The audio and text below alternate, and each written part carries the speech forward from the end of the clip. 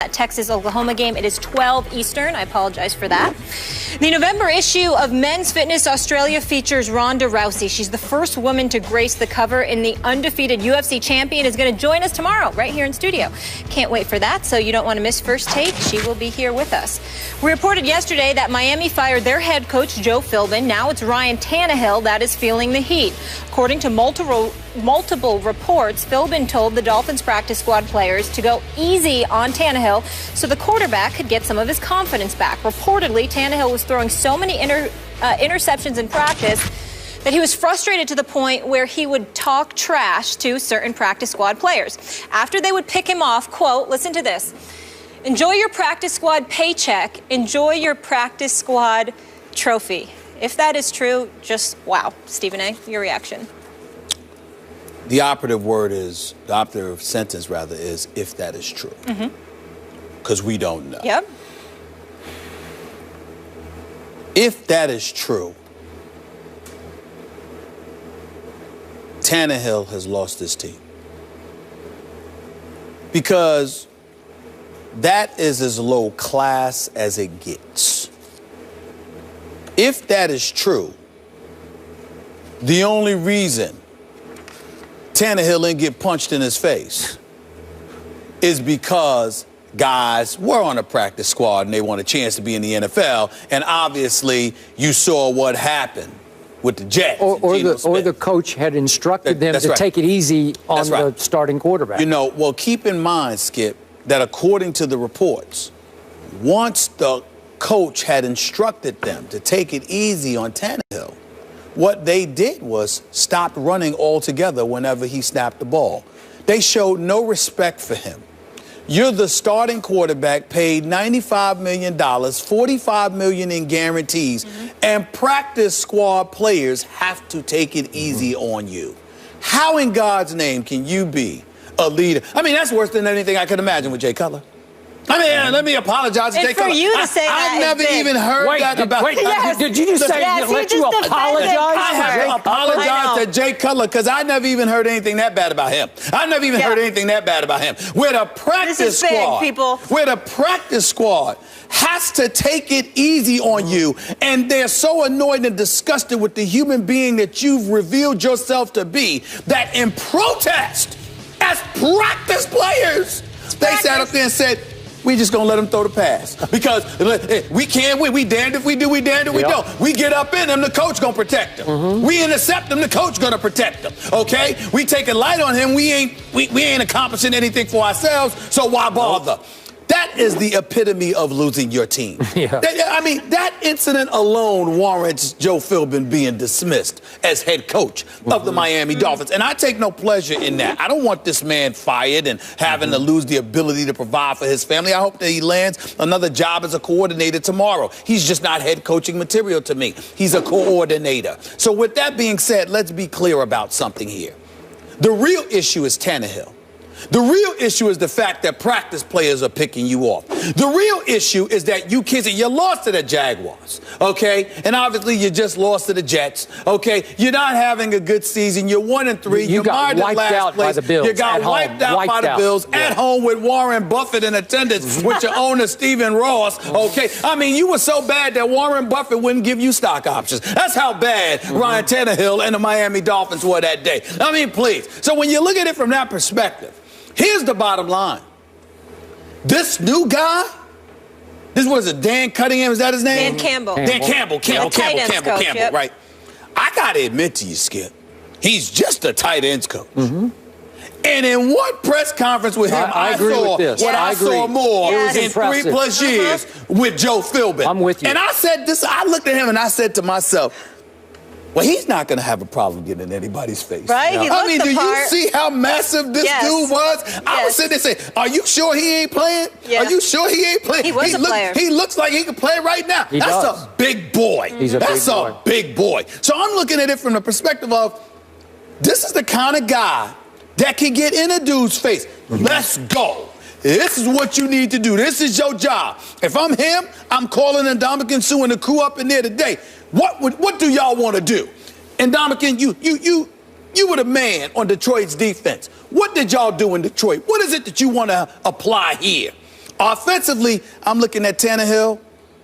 You better man up, because I'm going to send these cats after you. Yep. And it ain't just the practice squad. It's going to be the first teamers, because that's what you got to go through on this NFL level. Did you say that to these boys? Did you say that to them?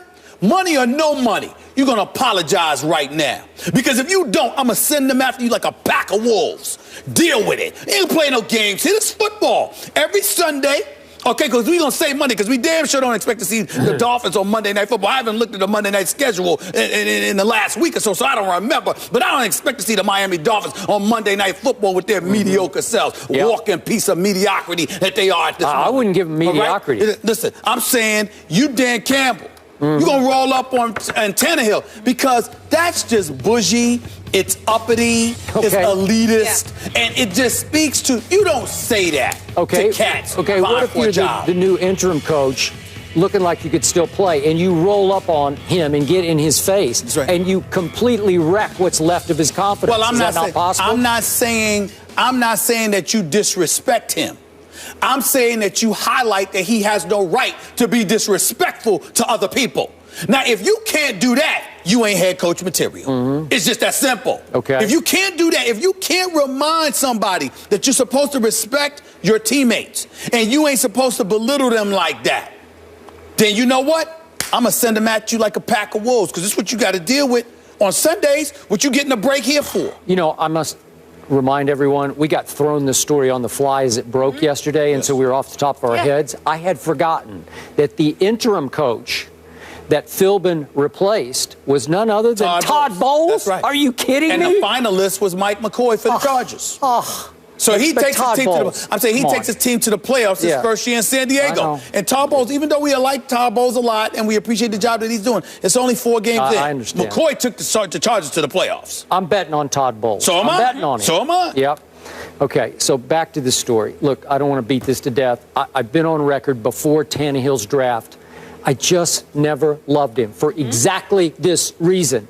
I watched him a lot in college, and he never had consistently confident body language. His teammates never consistently responded to him as the driving force of the football team. He never looked like he really believed he was a quarterback. Remember, he was a receiver for a while in college, and he always looked like a talented receiver playing quarterback to me. He's got skills. We know that. He's not terrible. He's not a bust. He's just not that guy. And you're betting on that guy. And I told you yesterday, it's going to be hard to fix the Dolphins until you fix him. And unless you can fix him, I don't think he's that fixable, given all this. Well, so, okay, then where do you go?